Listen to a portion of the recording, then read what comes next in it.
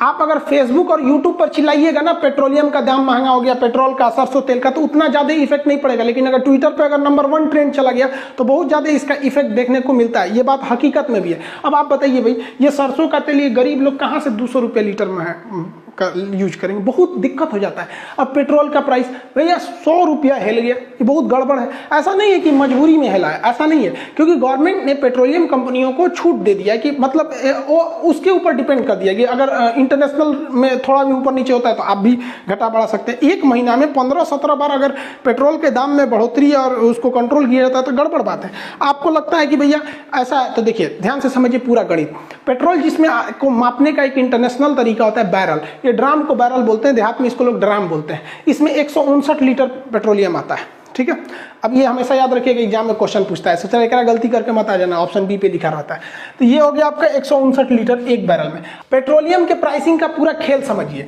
2021 का तुलना हम लोग 2013 से करके देखते हैं तो 2021 में $70 प्रति बैरल पेट्रोलियम जो क्रूड ऑयल मिल रहा है। तो पेट्रोलियम से फिर इसको पेट्रोल डीजल अलग अलग चीज बनाया जाता है, इसमें सरकार की भी कुछ कॉस्टिंग आती है। अब यहाँ क्या होता है, ना किसी को डॉलर समझ में आता है ना बैरल समझ में आता है। तो बैरल तो बता दिए 159 लीटर होता है। अब हम इसको कैलकुलेट करके आपको बता देते हैं। इसमें 70 में 72 से गुणा कर देते हैं तो ये रुपया में आ जाएगा, इसमें गुणा कर देते हैं 159 से तो लीटर में आ जाएगा। तो अभी सरकार को जो कच्चा तेल यानी क्रूड ऑयल मिल रहा है वो 31 रुपया प्रति लीटर मिल रहा है। अब इसको सरकार रिफाइन करके बेच रही है 105 रुपया, अलग अलग राज्यों में कहीं 102 है, कहीं 105 106, अलग अलग राज्यों में।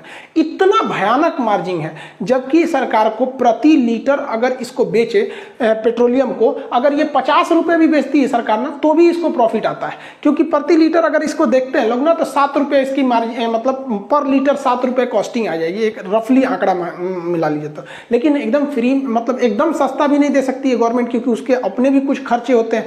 भले बोल दिया गया है कि वैक्सीन देंगे फ्री में, तो वैक्सीन का पैसा नहीं लेंगे तो कहीं और से पैसा लेंगे। तो इतना लंबा मार्जिन रखा गया है पेट्रोलियम पर।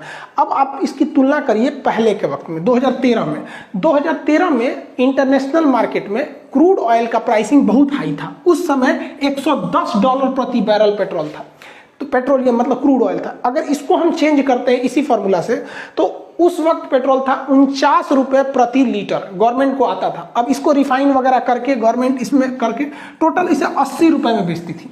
तो उस वक्त गवर्नमेंट का मुनाफा ज़्यादा नहीं रखा गया था पेट्रोल पे, जबकि अभी बहुत भयानक मुनाफा है। अब ये ओपन मार्केट में आप इस डाटा को आराम से देख सकते हैं, ऐसा नहीं है कि इसको कोई छुपाएगा, पूरी ट्रांसपेरेंट रहती है कितना रेट रहता है। तो यहाँ इस वजह से थोड़ा सा पेट्रोलियम ज़्यादा हो जाता है। अब भाई जो इंसान EMI पे गाड़ी लिया है बेचारा, अब वो छोटी मोटी जो ड्यूटी करते हैं लोग 15-20 हज़ार जिनकी सैलरी रहती है, तो कहाँ से भरवा पाएंगे 110 रुपये 105 रुपये लीटर पेट्रोलियम। अब ये सब चीज़ें जब ट्विटर पे जाने लगती है तो गवर्नमेंट पे प्रेशर पड़ता है। ऐसा नहीं है कि गवर्नमेंट सुधार नहीं सकती है, इससे बुरे बुरे दिन हम लोग देखे हैं। लोग 1991 में भारत का सबसे काला दिन था। उस समय प्रधानमंत्री PV नरसिम्हा राव थे और वित्त मंत्री थे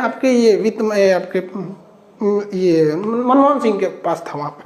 तो उस समय हम लोग के पास केवल $3 बिलियन फॉरेन रिजर्व था। अभी के वक्त में कितना है, $605 बिलियन है, लेकिन उस वक्त केवल $3 बिलियन, यानी हमारे पास केवल 15 दिन का पैसा बचा था। तो हम उस स्थिति से भी उभर के आ गए, क्योंकि अच्छे स्टेप लिए। उसके बाद गुजराल साहब आए, लुकिस्ट पॉलिसी पे ज़्यादा ध्यान दिए, फिर अटल बिहारी वाजपेयी आए, मनमोहन सिंह आए, अब मोदी जी चला रहे हैं। तो अभी के वक्त में ना इकोनॉमी बहुत अच्छे से संभालने वाला कोई दूर दूर तक दिखाई नहीं दे रहा है। अब इकोनॉमिस्ट में थोड़ी सी कमी है यहाँ पर।